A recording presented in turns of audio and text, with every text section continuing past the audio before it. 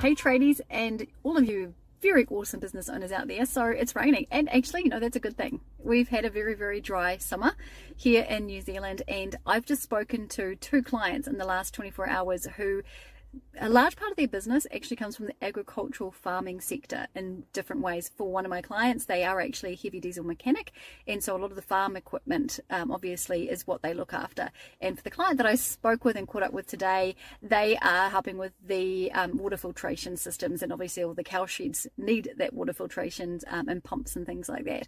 So one of the things that they mentioned is that when farmers are having a really dry season, it means that they don't have the grass to grow to feed their cows. So they are putting maybe up to $30,000 a month into just feeding their cows and keeping their cows going.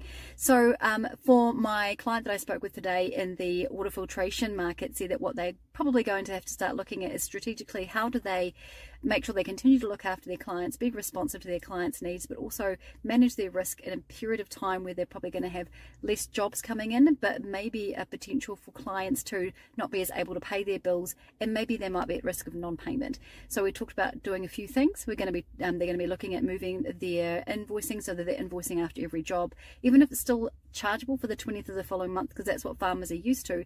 At least if we invoice faster, we're actually giving people the opportunity to pay us faster. We might be surprised how many people will actually pay faster.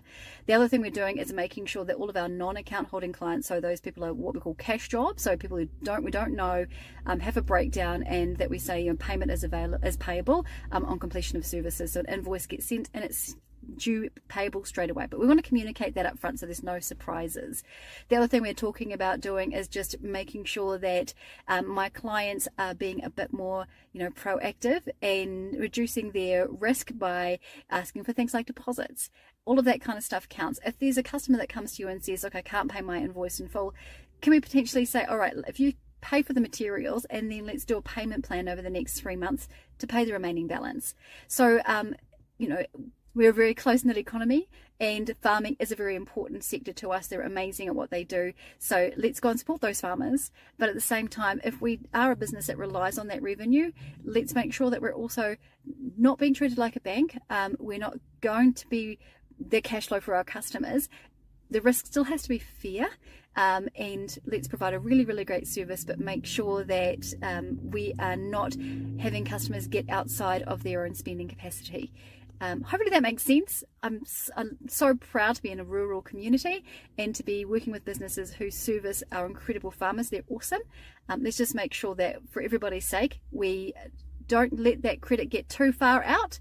We don't want people getting too far behind in their invoices, because then nobody wins. Anyway, have an amazing rest of your day. And yeah, it's raining. That's a good thing.